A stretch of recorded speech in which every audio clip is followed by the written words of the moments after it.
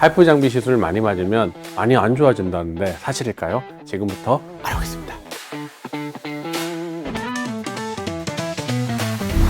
피부의 단면 구조, 피부의 구조물들을 보면 표피, 진피, 피하지방, 근육이 있고 근육과 피하지방 사이에 근막이라는 게 있어요. 보통 얼굴에 있는 근막을 스마스층이라고 불러요. 그 스마스층은 일종의 근막이죠. 그런데 그 근막을 맞추려면 하이프 장비가 그 근막에 맞아야 될 거 아니에요.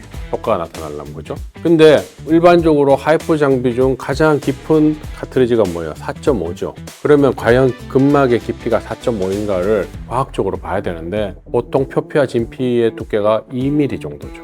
그리고 피하지방은 아주 좀 얇은 사람이 한 3.5mm, 두꺼운 사람 14mm까지 두꺼워요. 그죠? 그러면 표면부터 근막까지의 두께가 짧으면 5.5, 길면 한 16mm까지도 깊다는 얘기죠.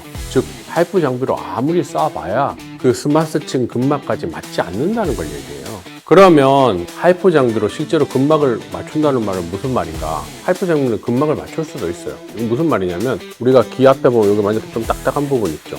이 부분과 이 턱에 있는 이 라인 부분, 이 부분은 피하지방층이 되게 얇아요. 그렇기 때문에 4.5mm 팁으로 쏴도 거기에는 근막이 맞을 수가 있어요.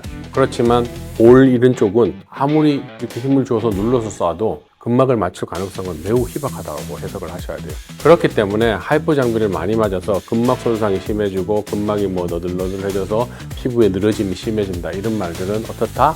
틀린 말이라는 거예요. 꼭 기억하세요. 앞에서 이어지는 얘기인데 어떤 환자분이 상담을 오셔서 하이프 장비를 맞는 게 두렵다는 거예요. 인터넷을 찾아보니까 하이프 장비를 젊었을 때 좀 맞게 되면 나이가 들었을 때 피부가 막 흐물흐물 처진다는 거예요. 물론 가능성은 존재해요. 너무 샷수를 많이 쏘거나 너무 세기를 많이 쏴서 지방세포를 너무 많이 깨뜨리면 나이가 들면 엘라스틴도 소실되고 진피에 있는 콜라겐도 소실이 일어나게 되는데 피부 안에 있는 피하지방도 소실이 빨라지는데 그 피하지방이 더 빨리 소실되게 만들어 놨으니까 풍선의 껍데기는 가만히 있는데 안에 있는 공기를 더 빨리 빼버리니까 어떻게 돼요? 흐물흐물해질 가능성이 생기죠. 사진을 보면 35세, 45세, 55세에 피하지방이 감소되는 게 해부학적으로 보이죠. 그렇기 때문에 그냥 가만히 있어도 이렇게 지방 소실이 일어나서 피부에 탄력이 소실되고 피부가 흐물흐물하게 바뀌는데 하이프 장비 때문에 바뀌었다고 설명하려면 그 하이프 장비가 지방세포를 엄청 많이 깨는데 일조했다라고 해석을 해야지만 그게 흐물흐물 만들었다는 거거든요. 그러면 거꾸로 해석하면 뭐예요?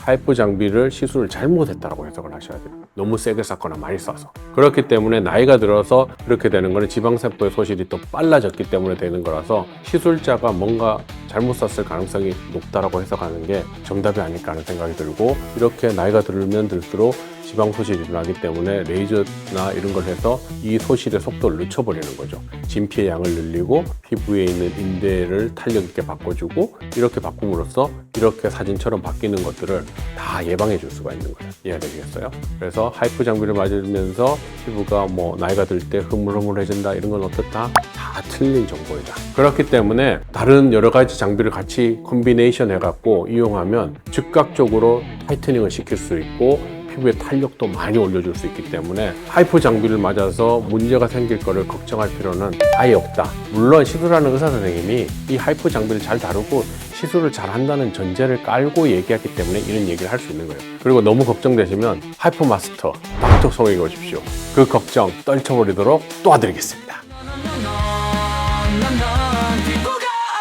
닥터송의 피부 증문즉설, 이번 내용은 여기까지. 더 궁금한 점은 어디로요? 네이버 카페 모두의 피부에 오셔서 질문을 남겨주세요. 제가 아는 데까지 다 답해드릴게요. 그럼 다음 시간에 만나요. 안녕.